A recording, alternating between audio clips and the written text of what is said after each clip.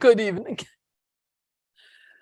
We're going to have an amended evening with Aaron tonight. Probably the first time I can remember in over 30 years. But he's going to just come through with conscious channeling, and for a short time. My energy is quite low. But he's committed. He said this coming weekend is, I don't remember what day, so my mind is not functioning. Earth Day. And he wanted to give a talk about the environment. He really does not want to dissipate my energy. For those who have not heard this, I've been very sick the past 2 weeks. I developed a cellulitis infection in my foot. And my toe, my foot, running up into my leg were very swollen and red. No fever, not painful. I had this once before, over 20 years ago, and ended up in the hospital for 10 days in the same leg. So we really want to avoid that. And I've been on an antibiotic and mostly lying back on my bed with my leg propped up in the air. And it's getting better. And actually, I got the very good news today.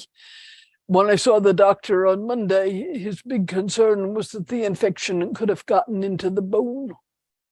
And that would be very serious and could lead to amputation, not of my foot, but of a toe. But that could lead on and on and on. So I got the news today that it's not in the bone. The X-ray shows there's no sign of it in the bone.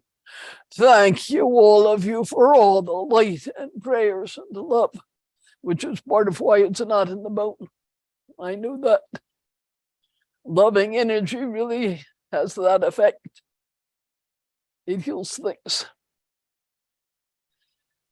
So I see the doctor again next Thursday, from tomorrow. But I'm sure, knowing it's not in the bone now, it will heal. It will take time, but it will heal. I've got this very awkward surgery boot on my foot because I'm not allowed to have any impact on the toe where the big sore is. So I'm kind of walking around like this. And I'm not permitted to take a shower. But yeah, such is life. This too will pass. I love you all.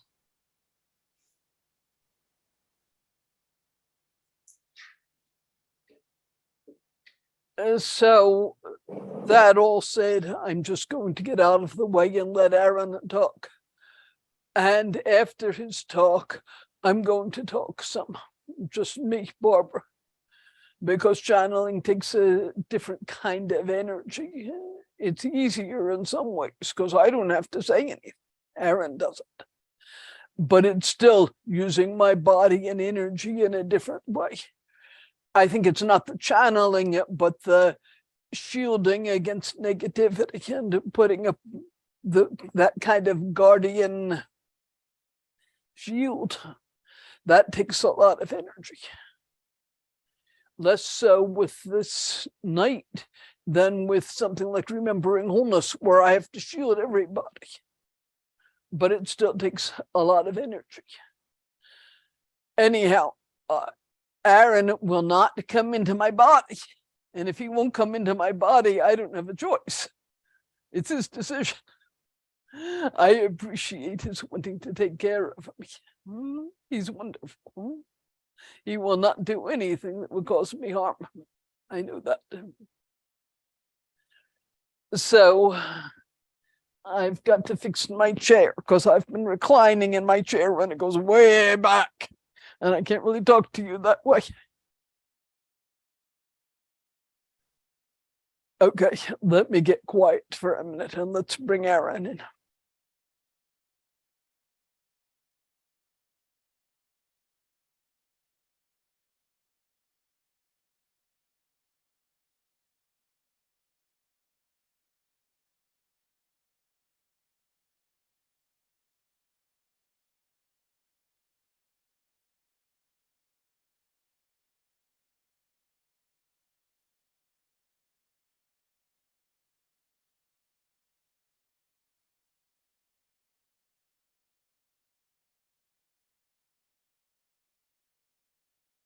I'm paraphrasing Aaron. He will come in more, but he's saying that what's important part of the infection in my foot came from what we call negative greeting.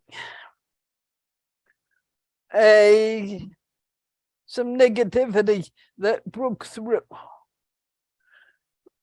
because I did not shield carefully enough, because it's been trying to get at me because it doesn't like me. Why doesn't it like me? It doesn't like me because I'm loving. And it wants to spread fear and hatred and so forth. And if we work to really deepen in love and hold ground for love, this which Aaron calls the loyal opposition is probably at times going to break through.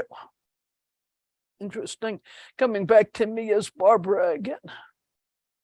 And I'm not going to go into the long story of this. I talked about it quite a bit in Remembering Wholeness last week. But having very firmly said no to this variety of negativity. No, you may not use my body. No, you may not dominate my life. I love you. I hold you in my heart, but no. So having gotten through that and protected my body, suddenly my washer and dryer crashed. The furnace crashed. The house is cold. These gremlins are meddling. No, you may not meddle.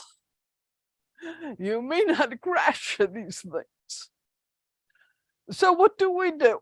My dear friend Carla, with whom I channeled the Aaron quote dialogues, and who taught me so much about negative greeting and so much else in about channeling, said just deep, committed persistence with love.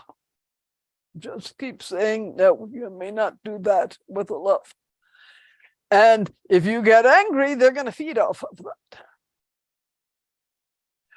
If you just say, no, you can't do this and you can't do that, okay? I'm calling the furnace repair. Hopefully they'll come tomorrow or the next day. Okay, I'm calling the washer and dryer repair. Thank you. I can wear dirty clothes. I can put on sweaters. You must leave. Just loving persistence. And this is what I'm going to talk about after Aaron's talk. How our Vipassana practice and all of our practice, all of our lives, lead us to the increased capacity to say no to negativity with love. And let me come back to that. Let's open with Aaron. And that's what you're here for.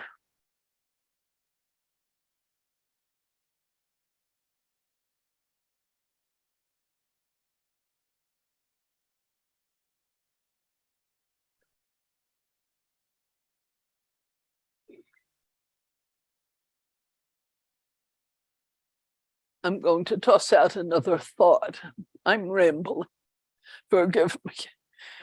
I am not getting enough sleep. I'm not allowed to go in my hot tub. I can't get my foot wet. When I wake up icky at 3 a.m., I can't go in my hot tub. I can't even get in the shower. So anyhow, I was talking with John, or whom most of you know, yesterday. And he said he won't be here tonight because I think tomorrow is his birthday. But because of the retreat, he's not finding time to go out for dinner tomorrow night or Friday, whenever it is. He and his beloved are going out for dinner tonight. Anyone who feels so moved, send John an email and wish him a happy birthday. He'll enjoy that.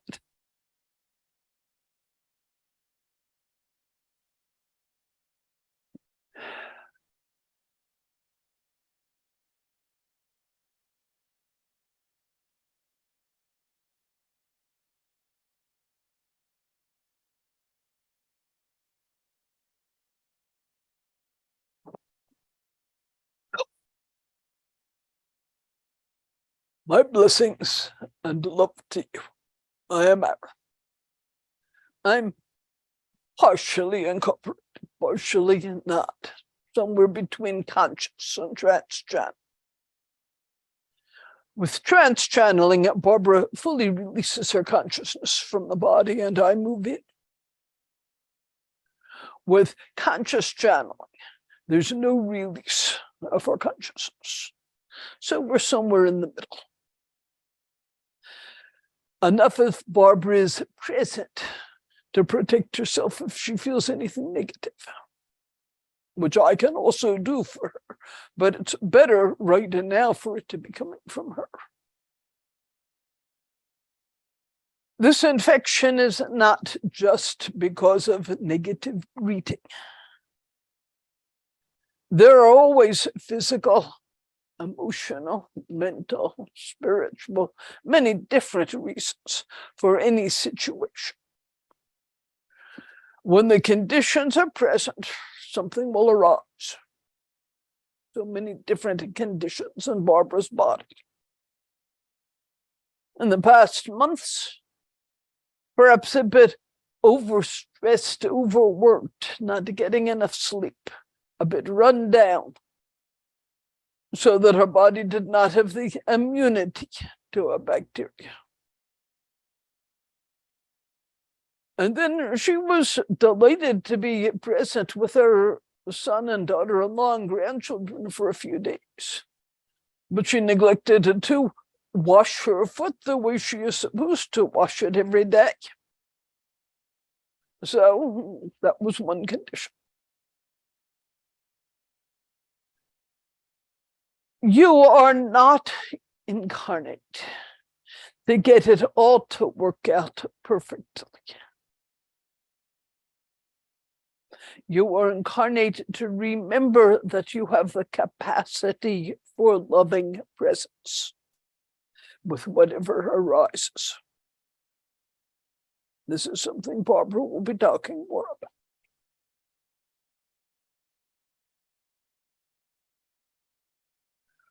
Right now, we're told that Earth is somewhere at 1157, close to crash. When I say crashing, I mean figuratively, but also to some degree literally. Such severe declining environmental conditions. The Earth is not your mother. The Earth is you. Maybe your mother too. But the Earth is you. Interestingly, one day a year we call it Earth Day. It needs to be 365 days a year. And it needs to be perhaps the Earth and me day. How I interrelate with the Earth. My connection with the Earth. My cherishing of the Earth. My strong intention to do no harm to the Earth. And there are so many ways you may do harm, not intentionally. But the simple question, how many of you soap up, get wet, turn off the shower, and then soap up, not waste water, then turn it on again and rinse? If you take a shower every day, how much water do you think you've wasted?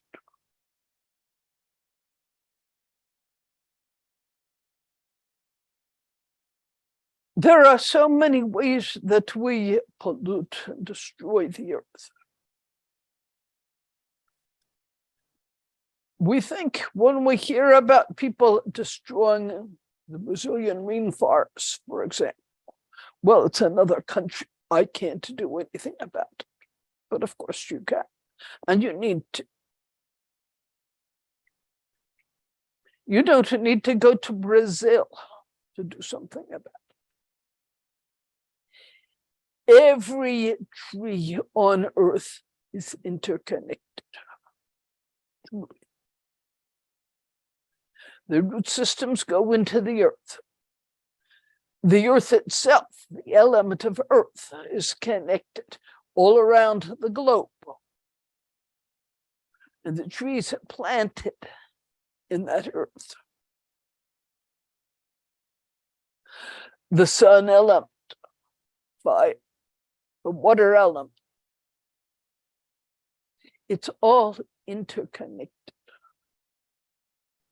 The most simple way to support the environment is to go out and hug a tree. This is not simplistic. If you hug your friend or your child, they feel your love, yes. And feeling your love, they expand with the love, and you can see that energy moving out into the world. You can't see it so well with a tree, but when you hug a tree, the energy goes down into the earth. It affects not only the neighboring trees, but the whole forest and the adjacent forests, and all the way to Brazil, to the rainforest. When you hug a tree, that love is communicated to every growing thing, from the redwoods to the little violet in your lawn.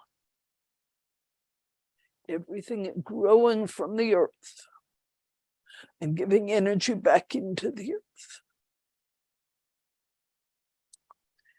It's really a radical act to hug a tree, a statement of non-separation, non-duality. You don't have to talk to the tree, although you may, but just hold the tree and let your heart speak. I love you. I appreciate you. Thank you for being. Can you imagine the courage it takes? I was looking earlier today at the forsythia growing in Barbara's yard. This yellow flower, fragile. It blooms only for a week. Can you imagine the courage to incarnate as a forsythia flower, knowing how short a lifespan you would have? You're part of the plant, yes. But also, here's this short-lived flower. The tiny violets, or something of the sort, they're violet color, growing here and there on the lawn. The courage to come into being as that. You have 80 to 100 years. The violet has a couple of hours. And yet it grows year after year after year. What amazing love and courage. When you hug a tree, when you look at the forsythia or the magnificent apple blossoms that are blooming around,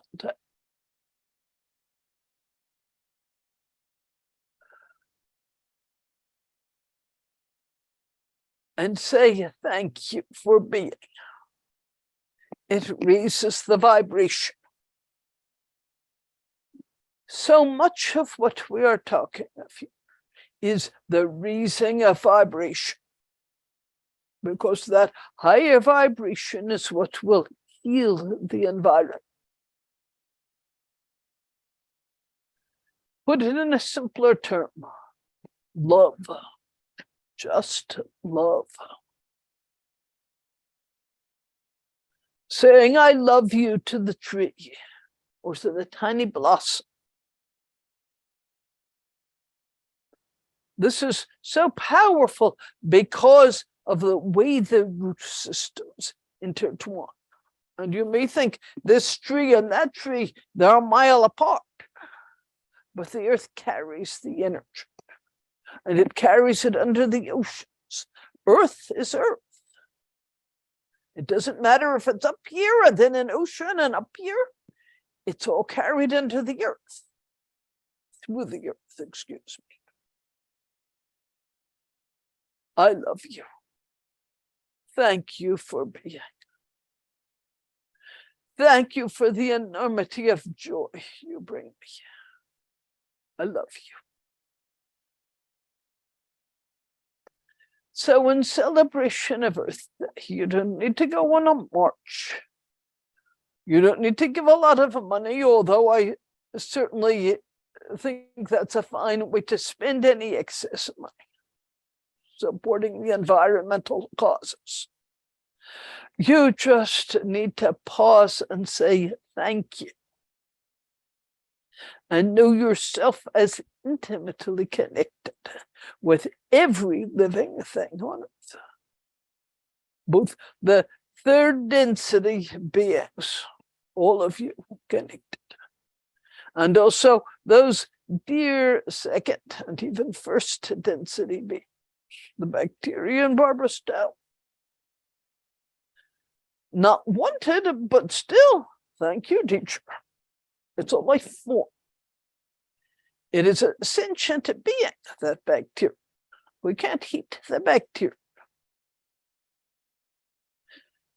We say, thank you, teacher. And then we say, but you must leave this body.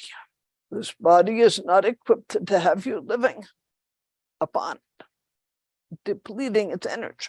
So you must leave. But we do it with love. You all love the roses, the hydrangeas, the pansies. Most of you don't so much love the poison ivy. The poison ivy is still a sentient being. Can you let the poison ivy live and tell it, you must stay off my trails? Many years ago, when Barbara spent her whole summers in her cabin, and the trails had a lot of poison ivy. So she bought some kind of spray, not the bad kind that harms the environment, but something that would kill the poison ivy. She was spraying the path.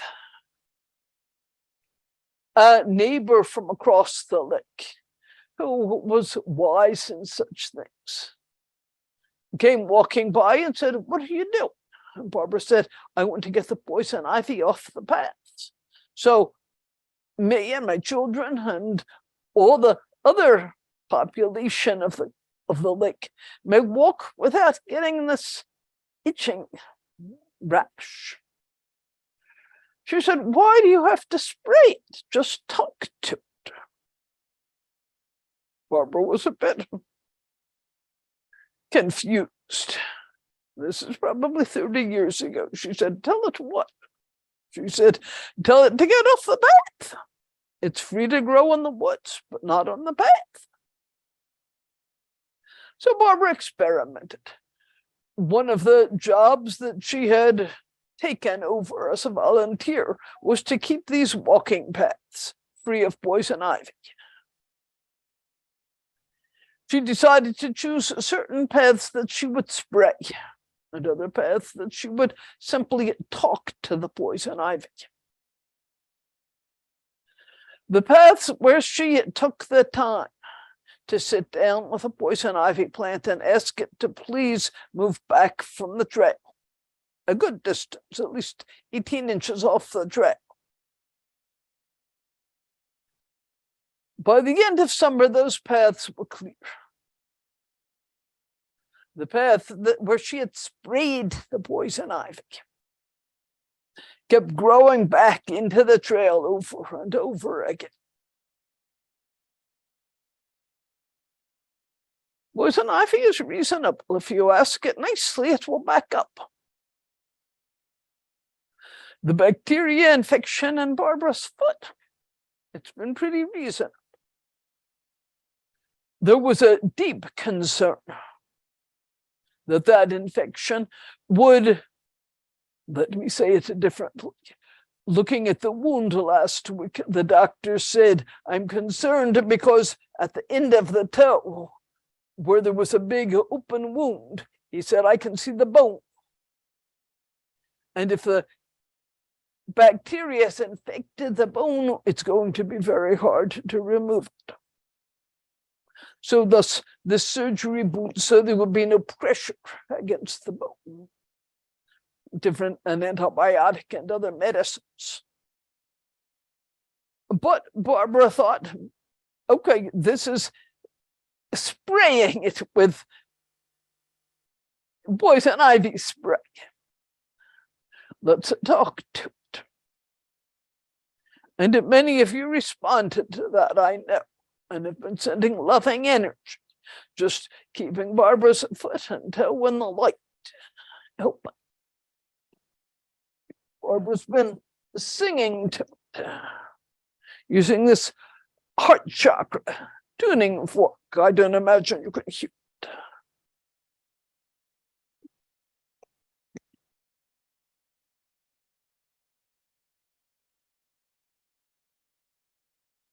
It's the tone of the heart chakra. She's been putting the stem of it on the foot just behind the toe. So the vibration carries through into the toe. And singing. Oh, to the toe. She's been offering light and love to the toe. She's been thanking the toe and the whole foot, which was grossly swollen. The swelling is going down. Part of that will be the antibiotic. But the message this morning, the X-ray shows there is no bacteria infection in the bone. It's sticking out of the end of the toe. It got the message. It was healed in love. And it found its own resistance to say, no bacteria permitted here.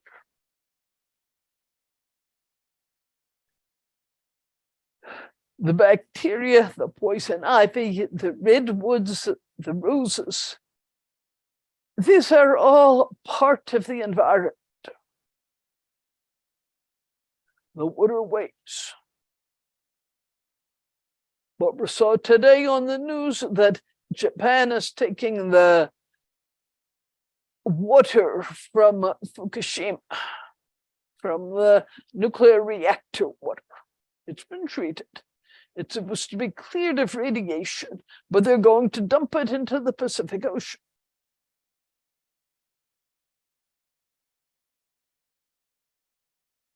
I would say this can be done safely, but probably not the way they're doing. They've treated it like spraying the poison ivy.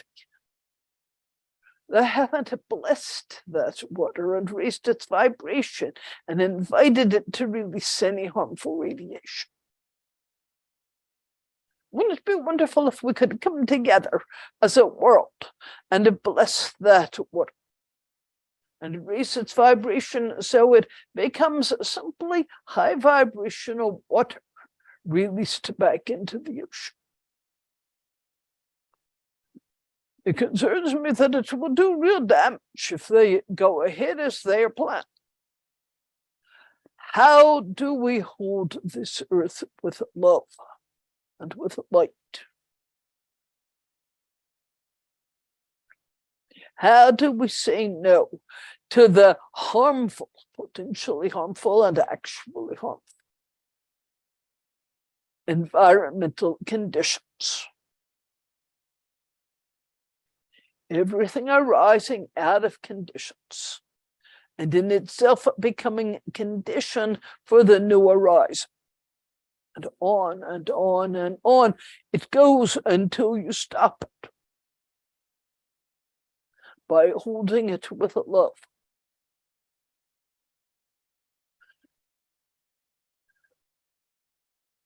So this is what Earth Day means to me.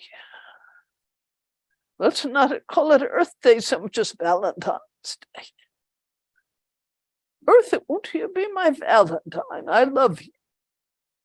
I love the seas. I love the earthworms. I love the scorpions. I love the redwoods. I love the roses. No distinction between us. They are all blessed life forms. Some more pleasant to the human than others. They are not separate from you. And as soon as you look at the scorpion and say, not that, but oh yes, we'll take this lovely butterfly, you're creating a duality. Invite the scorpion to learn how not to do harm. Invite the atmospheric conditions to clear up and become more balanced so they don't do harm. Invite that radioactive water, which theoretically has been purified, was what they said. Invite it into a high-end vibration that it cannot do harm. Love everything in your world. And know it as non-dual with yourself. Each of you has a poison ivy face, and a scorpion face, and a rose face. When your rose face is shining, you feel, oh, I'm so sweet, I'm so lovely. But how do you feel when your scorpion face is shining? How can you relate loving to the scorpion face that is always going to be present somewhere with you? How can you cherish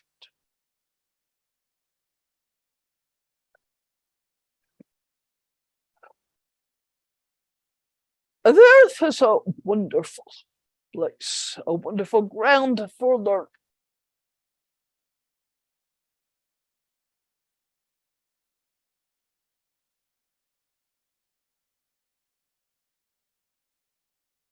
The earth, you came into incarnation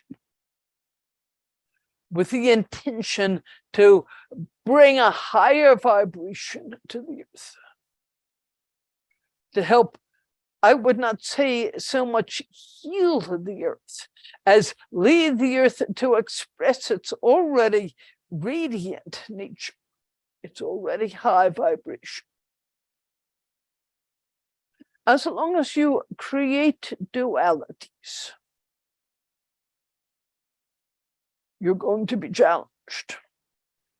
Every time you create a duality, you create a new expression of that loyal opposition.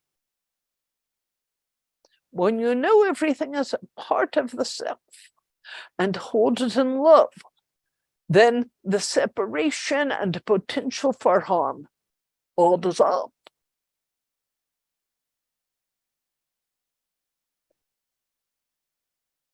So, coming back to the earth,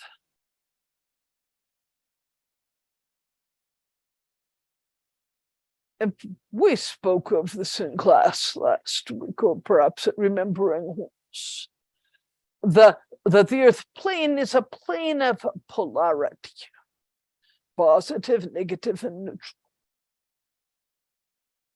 On this earth plane, there is always going to be polarity.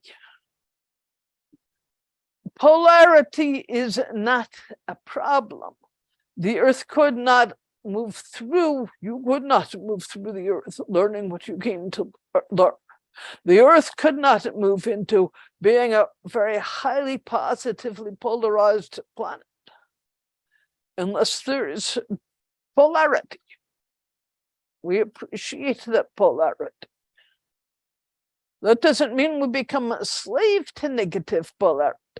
We say no to negative polarity persistently, again and again and again. And it works. In this way, you come from a place of, how shall I say it, resistance to polarity, to thanking polarity. That, thank you, teacher. You do not become trapped in negative polarity.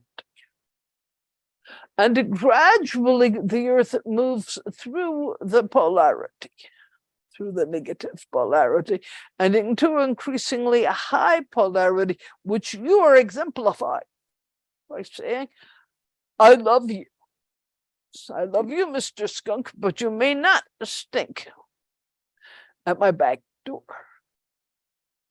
I love you, Poison Ivy, but you may not be on my walking path. I love you, angry neighbor, but you may not throw rotten tomatoes at me. Through act or through words. Persistence. And this is the heart of our Vipassana practice. Because as you practice, objects arise, pleasant, unpleasant, and neutral. And when it's unpleasant, there's generally resistance to it. So first pleasant, unpleasant, or neutral, then contraction and growing aversion to it. Into you move into separation of me and that, and I'm going to get rid of that. You are here on earth not to get rid of anything, but to learn that nothing is separate. What? And to learn that everything has the capacity to respond to love. Some of that may take many, many lifetimes. Some of it will be fast. You invite it by saying, I love you. You mean not no but. I love you, but creates a duality. I love you. And you may not attack in this way. I hold you in my heart with love. No, you may not do harm. That which is deeply negative will pull away and move off into a more negative plan. One that's not headed toward becoming a ground for positive polarity. It's too uncomfortable here. As we hold the challenges of the environment in our hearts, instead of saying, I hate this, I have to get rid of this, when we say, I love you, I see and feel your pain.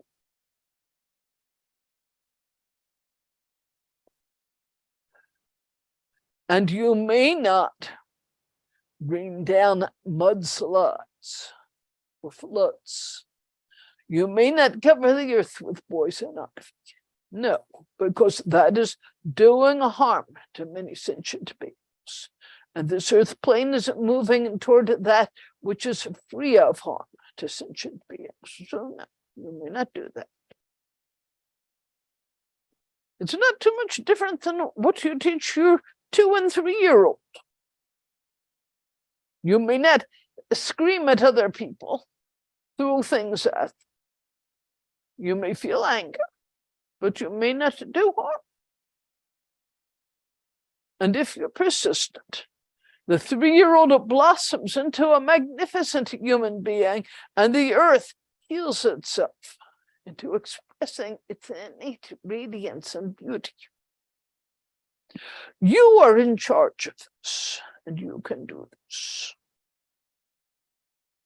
I've spoken longer than I expected, and I feel Barbara's body suddenly really tired.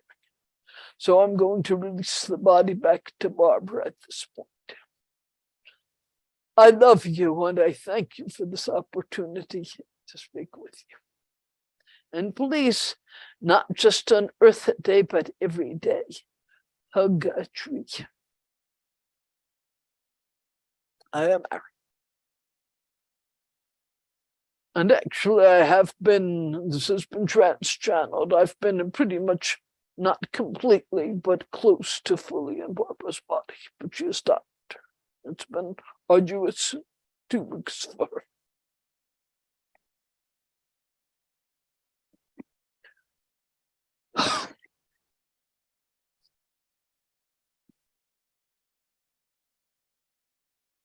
Thank you, Aaron.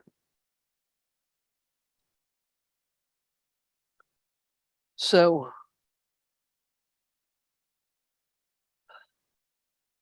I know what he was going to talk about. I don't know what he spoke about.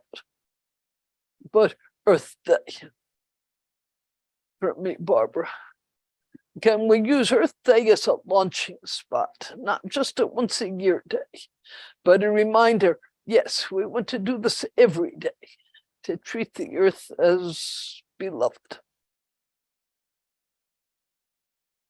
to treat the Earth as self. So we do experience polarity, and we experience challenging catalysts, whatever that might be. The heat goes out, the body develops an illness. Somebody is furious at us. We stub our toe. Whatever. There's a poster I had 20, 30 years ago hanging in my office that I loved, a big 20 by 30, 24 by 36 inch poster.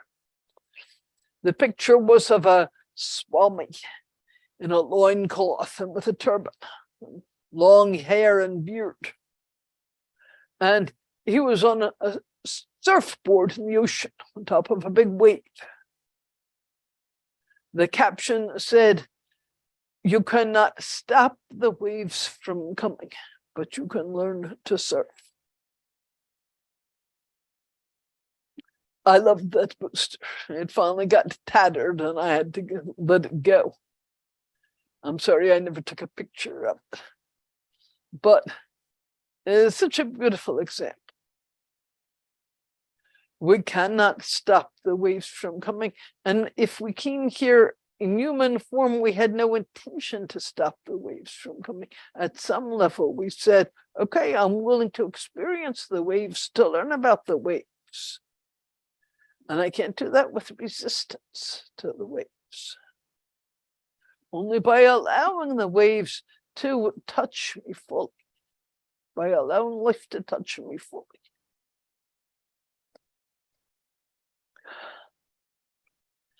I acknowledge that I was scared when the doctor said it could get into the bone. And I said, then what? He said, worst case, he said 50% of the time, not worst case, but 50% of the time we can heal it with antibiotics. 50% of the time we'd have to amputate a portion of the toe. Well, I know where this goes. My foot does not heal easily. So if they amputate part of the toe, it's going to be not too long before there's more infection. and more of the toe and the foot and the leg and so forth. We all know people who have had this kind of situation. I've had diabetes for over 20 years, and I handle it well with diet and exercise. But I know that that's a potential for people with diabetes, that I could lose a limb if I'm not careful. I love to be outdoors. I love to swim. I love to swim in the lake. I was miserable. I don't know which bothered me most, the idea that it might not heal, or the idea that if it didn't heal soon enough, I wasn't going to be able to swim in the lake this summer. No, don't take my precious lake swimming away. I was scared because I saw it as a potential devolution, moving deeper into aging, old age, and death. Just moving through that. And Aaron said, why are you assuming that that's what's going to happen? And I could see that part of me was caught up in that inevitable idea of inevitable. And I had to release that inevitable idea and really know the ever-healed toe right there with the infected, to do everything I could to bring back to the surface the reality of the ever-healed. This is so much a core of everything that we do here at Deep Spring. We're never fixing anything. We're looking at the reality of that which is distorted, right there within the reality of the ever-perfect. And then asking ourselves what helps to invite the ever-perfect to more fully express itself.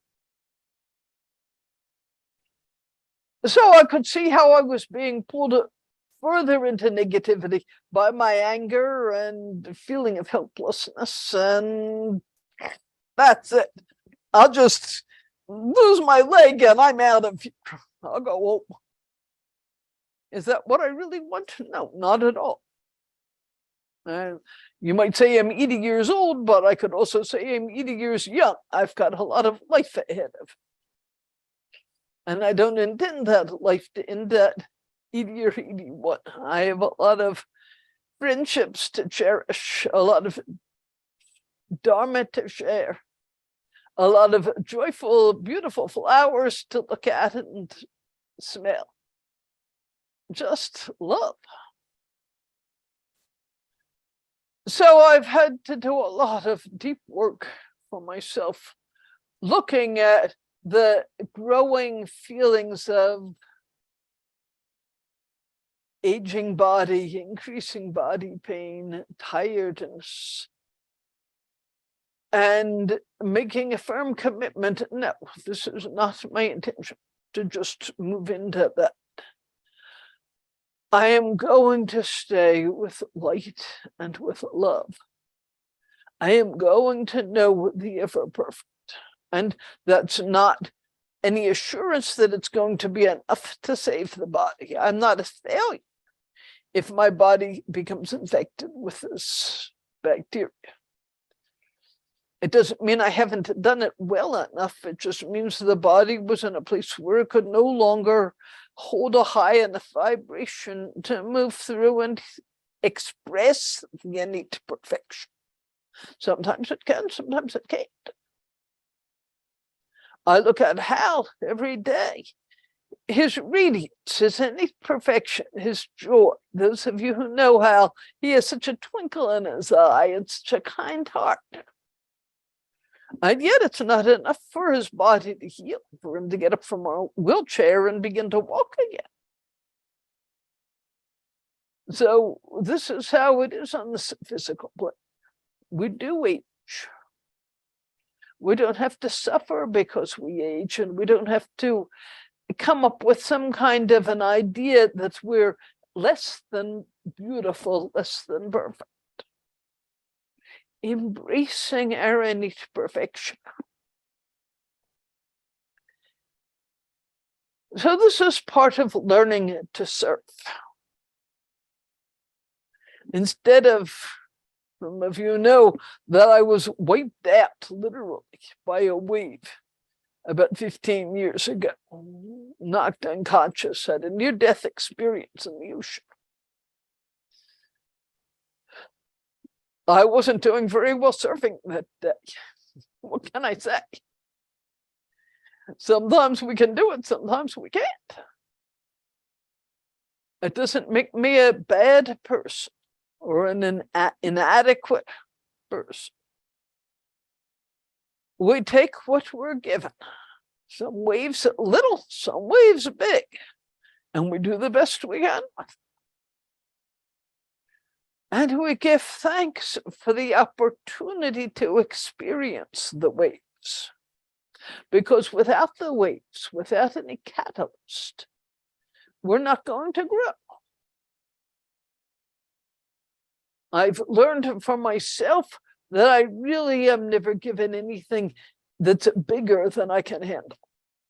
And someday that what I'm given is going to die, and I'm big enough to handle that when it comes. But it's not time for that yet. A lot of life, a lot of joy. Something that helps when one sinks into negative thinking is just gratitude and joy. Those of you who are in a climate like I'm in, today was magnificent. I had to drive to a doctor's appointment, so I'm not usually driving around, but the apple trees were blooming and the forsythia and daffodils, the sun was shining, those tiny little green leaves were opening on the trees. I couldn't stop myself from singing. It was so beautiful. Joy. A friend of mine, James Perez, wrote a beautiful book called Awakening Joy. Some of you might enjoy reading. The ways to remember joy. James is a senior Vipassana teacher, Dharma teacher at Spirit Rock. And we've taught together often when I've been out on the West Coast. And his book is beautiful. Awakening Joy. It could perhaps be called Remembering Joy. I think it's some of each. We need to awaken it. We need to remember it.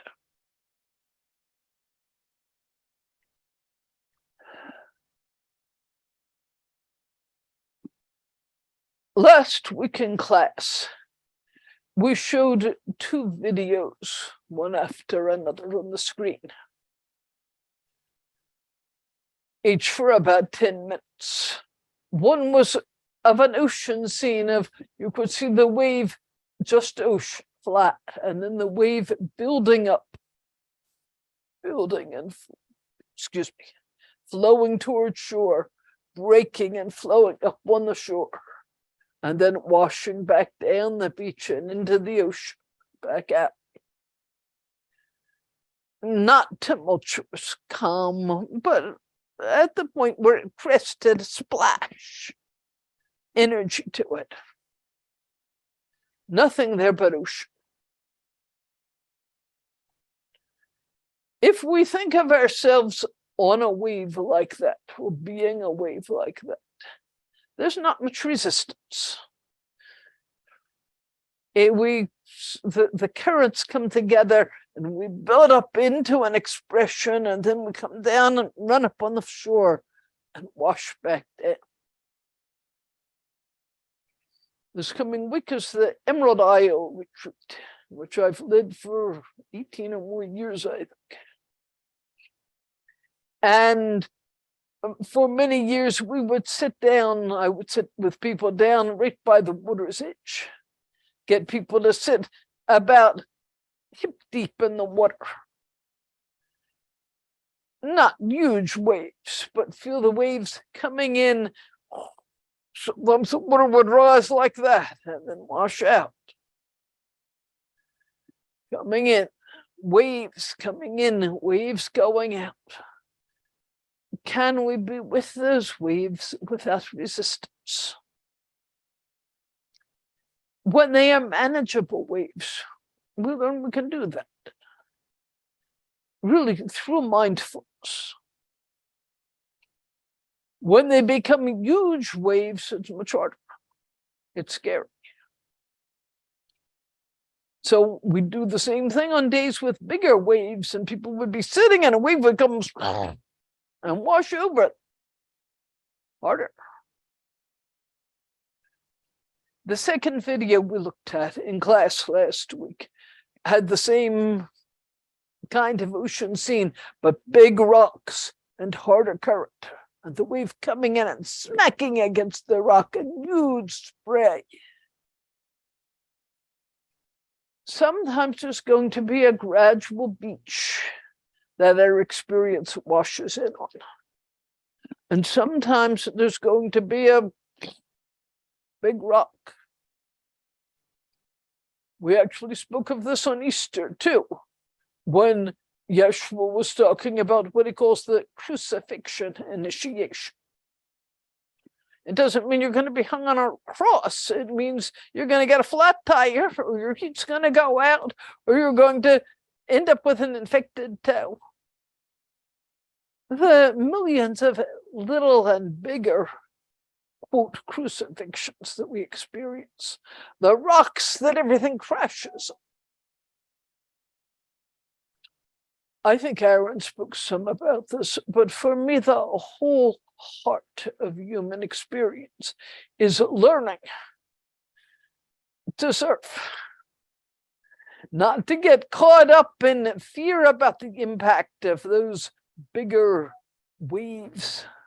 Not to go, stop, which is going to make it wash over you, even if it's a big wave sitting there by the beach. If I relax, it will wash over me, probably roll me backwards. Run back out, and I'll sit back up. I'll be wet. So it's a hot day. Here comes another one. Just letting it be, no resistance. But when we do this, it's usually because there's fear. Good old chain of dependent origination, contact, the wave, seeing the wave, seeing it coming, consciousness of the size of the wave, maybe contact of the wave touching, consciousness of its power, feeling of a pleasant, unpleasant, or neutral. And then, if it's pleasant, often there's a liking, and if it's unpleasant, there's dislike. Even there's no problem. Some things we will like, some things we will dislike. But as soon as liking hardens into grasp, and disliking hardens into aversion, then we're the rock with a wave smashing off it, and water going up 25 feet in the air. And we break apart. We can't stop the waves from coming, but we can learn to surf. And we can learn to really find joy in surf. Anybody here do any even bodyboard surfing?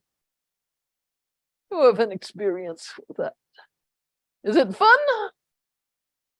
Yeah, it's great. We just have to remember we're here in this incarnation to learn to surf.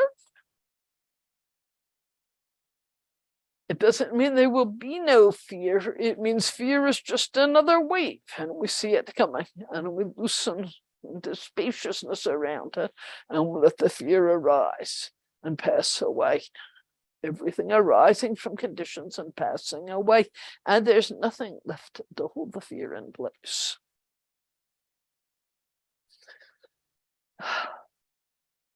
Okay, so that's my bit of talk for tonight.